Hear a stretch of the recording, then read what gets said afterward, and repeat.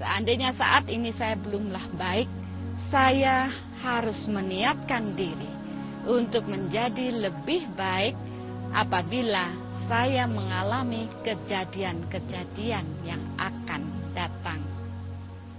Dengan niat yang ini, maka kita akan selalu dapat melihat segala sesuatu dari sudut pandang yang baik, karena kita sudah meniatkan bahwa kejadian itu akan memberikan hikmah dan pembelajaran untuk kita mampu menjadi lebih bijaksana.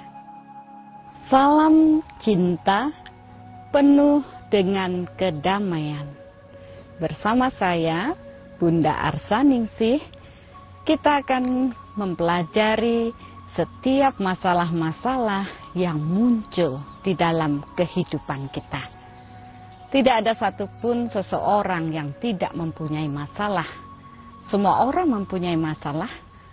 Nah, solusi apa yang harus kita lakukan sehingga kita bisa mendapatkan jawaban dari permasalahan-permasalahan dan membuat kita tetap damai. Ketika saya melakukan proses untuk memberikan pemahaman kepada seorang teman, dia bercerita bahwa dia sangat sulit untuk melepaskan memori-memori negatif yang dia miliki karena hubungan dengan suami yang tidak baik. Dan ternyata itu terus membelenggu mereka sehingga permasalahan-permasalahan selalu muncul di antara mereka. Seakan-akan teman saya ini tidak mampu memaafkan kesalahan sang suami yang dia nilai sangat buruk. Nah, dengan dia terus merasa menderita, dia pun merasa tidak nyaman dengan kehidupan ini. Dia pun bertanya, bagaimana saya mampu menjalani proses hidup ini dengan damai? Karena saya punya trauma yang selalu menghalangi proses kedamaian di dalam diri. Saya pun bertanya, apakah kamu telah mencoba memaafkan suami? Dan dia mengatakan, ya, saya sudah memaafkan. Saya sudah mencoba, tapi saya terus terluka ketika mengingat apa yang sudah dilakukan oleh suaminya. Ya, ini suatu masalah yang mungkin tidak hanya teman saya saja yang merasakan, tapi banyak orang yang masih terluka ketika mengingat apa yang terjadi pada kehidupannya, walaupun itu sudah cukup lama terjadi, bahkan sudah puluhan tahun. Tapi ketika mengingat kejadian tersebut, dia pun merasa terluka. Apa yang menyebabkan seseorang merasa terluka ketika dia mengingat? Karena ternyata mereka belum dapat memaafkan kejadian-kejadian yang telah lewat. Mereka masih mengingat-ingat kejadian dan belum dengan ikhlas memaafkan. Oleh karena itu, ketika kita ingin diri kita bisa membebaskan dari luka-luka yang telah lalu, hal yang harus kita lakukan adalah memaafkan orang tersebut. Memaafkan kejadian yang telah dia lakukan, dan sadarilah bahwa semua orang sedang berproses. Semua orang sedang mengalami proses pembelajaran bagi diri mereka untuk bertumbuh menjadi lebih baik. Ketika seseorang mampu memaafkan, ketika seseorang dengan ikhlas menerima orang lain apa adanya, maka di sanalah luka-luka lama akan dapat disembuhkan. Ternyata untuk menyembuhkan luka batin, yang diperlukan adalah keberanian untuk memaafkan kejadian yang kita lalui. Memaafkan tidak hanya pada kata-kata, kan adalah suatu proses kita lakukan. Oleh karena itu, cobalah untuk merenungkan semua kejadian yang sudah kita alami.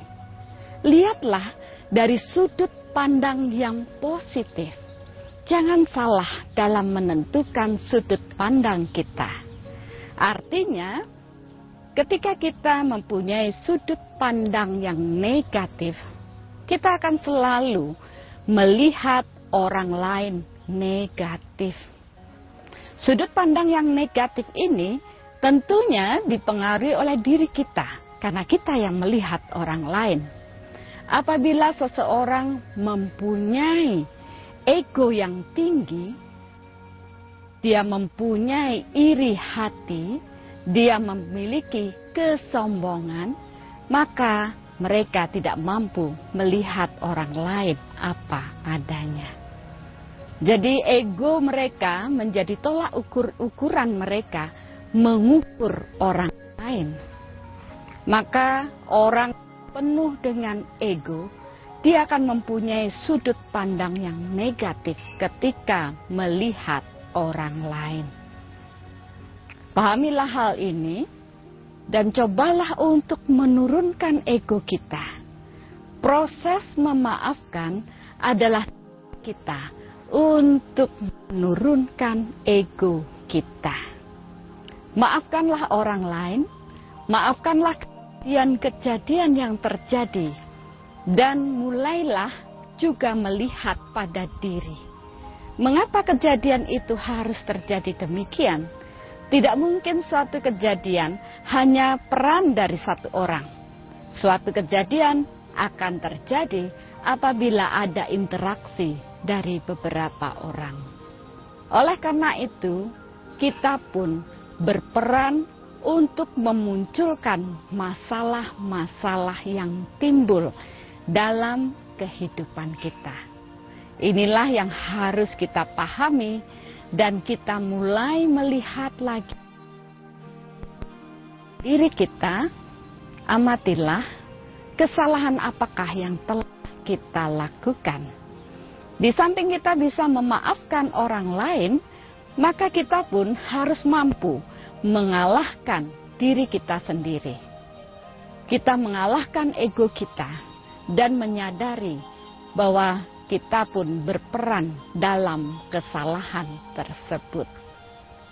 Ya, inilah suatu cara untuk membuat kita jadi bijaksana dalam mensikapi masalah-masalah yang datang pada diri kita. Luangkan waktu bagi kita untuk kembali merefleksikan atau mengingat kembali peristiwa-peristiwa yang telah lalu, di mana ketika kita mengingatnya, kita masih terluka. Nah, ketika kita mempunyai waktu, heninglah dan amatilah mengapa kita menjadi terluka oleh kejadian tersebut. Ternyata luka yang kita alami, luka yang kita rasakan karena diri kita memperbolehkan diri kita terluka. Seandainya kita mengatakan, oh, saya memaafkan dan melupakannya, maka kita tak perlu dengan luka batin kita. Ya, mungkin ini saatnya kita mulai melihat, mulai memahami dalam dari apa yang kita alami, karena semua pengalaman-pengalaman kita merupakan guru yang terbaik bagi diri kita. Dan ketika kita terus mengalaminya, terus mengulangnya, berarti kita belum lulus dalam menjalani proses pembelajaran ini.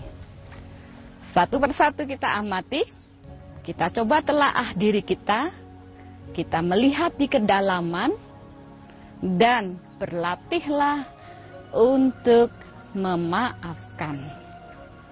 Karena proses memaafkan, kita mampu melepaskan beban-beban yang selama ini mengganjal di dalam diri kita.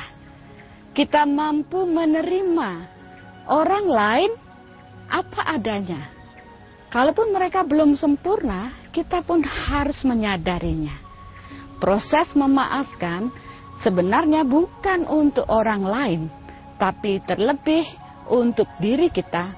Bagaimana kita akan mampu menyembuhkan luka hati kita.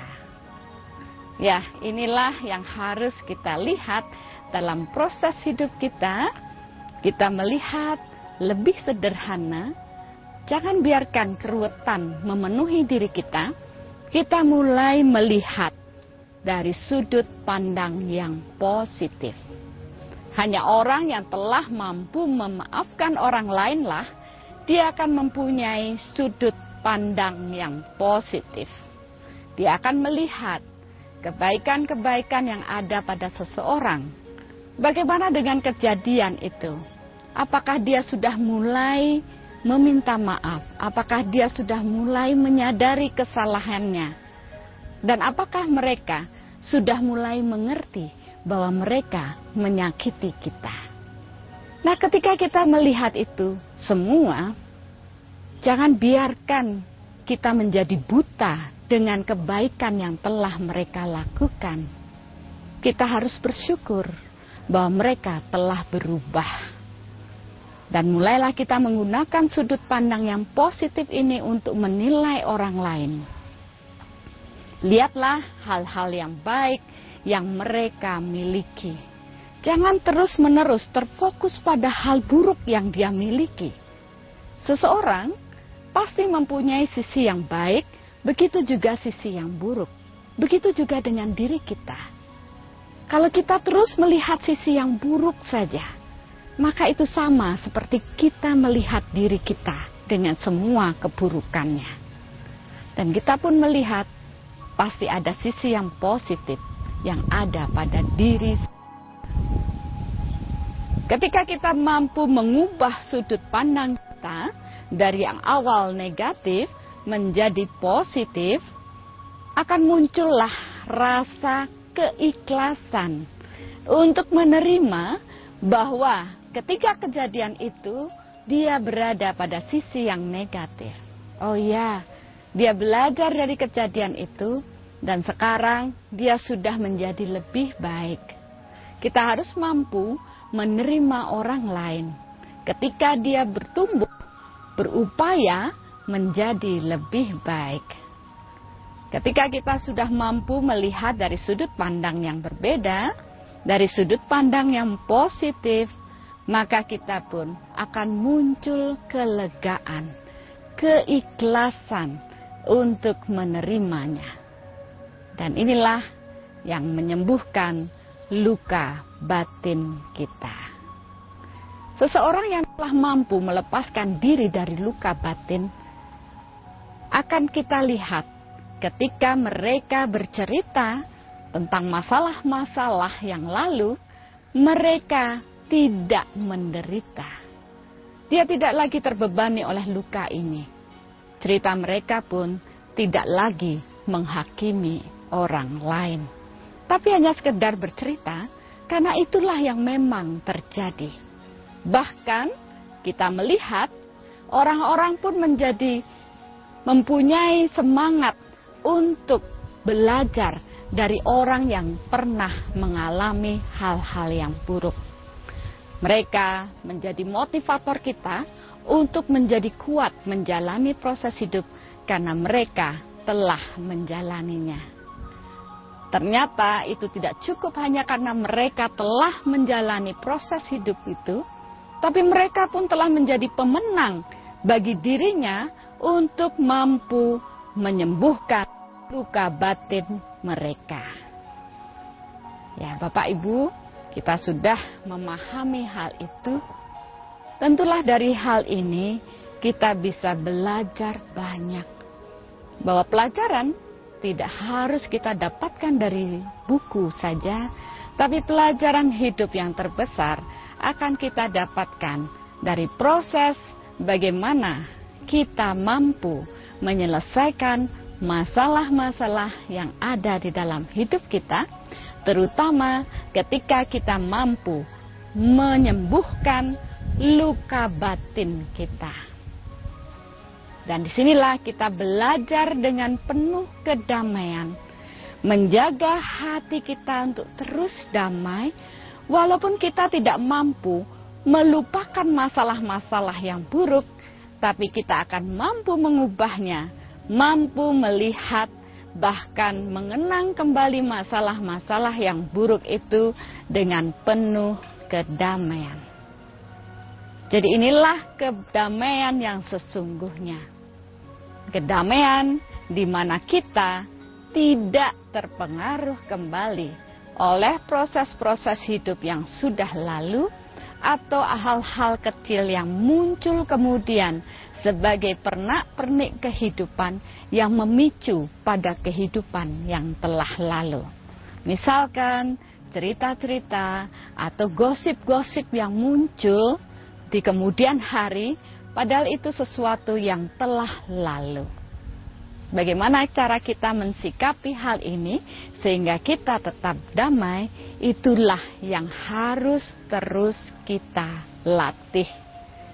Menjaga kedamaian di dalam diri, menjaga hati kita untuk tetap tenang di balik riak-riak kehidupan yang kadangkala sengaja memancing kita untuk membuat kita menjadi marah atau emosi ketika kita diingatkan kembali oleh kejadian yang telah lalu. Ya, satu persatu telah kita pahami dan kita membutuhkan waktu untuk menyelesaikan masalah demi masalah yang datang. Harapan kita bahwa ini sudah cukup, jangan mengulang kembali masalah tersebut. Kalau terjadi lagi pengulangan, evaluasilah diri kita. Mengapa itu terjadi lagi?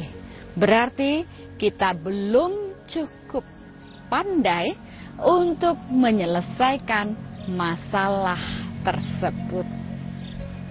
Ya, inilah benar-benar proses pembelajaran diri, proses kita benar-benar memahami lebih dalam apa yang kita miliki dan pencapaian apa yang sudah kita jalani. Bapak Ibu semuanya, kita sudah menjalani proses semuanya dengan kedamaian dan jagalah terus diri kita untuk tetap damai.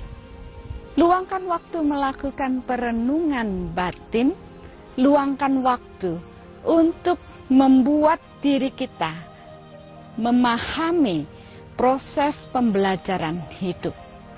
Jangan biarkan hidup kita hanya lewat begitu saja, tanpa suatu proses pembelajaran. Karena dari sinilah kita akan belajar menjadi lebih bijaksana, bukan belajar menjadi kuat ketika permasalahan datang, tetapi kita mampu melihat, memilah suatu masalah demi masalah dengan kedamaian. Tentunya suatu proses yang panjang untuk berlatih kedamaian ketika kita melihat masalah kita yang sangat luar biasa ini. Dan dari masalah itulah kita akan melihat betapa luar biasanya ketika seseorang mampu mencapai kedamaian. Karena itu suatu usaha yang berat, bukan hanya sekedar saja untuk mencapai kedamaian. Ketika seseorang menjadi damai, maka kita akan melihat mereka semakin bijaksana. Mereka tidak begitu saja menuding seseorang, karena mereka memahami, oh, dia mengalami demikian, karena hal ini yang terjadi.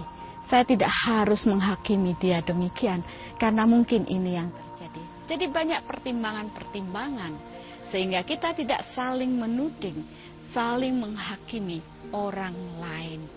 Dan kita pun lebih bijaksana menjalani hidup ini lebih damai dan penuh dengan cinta. Cinta ini akan muncul ketika kita mampu berdamai dengan diri kita sendiri.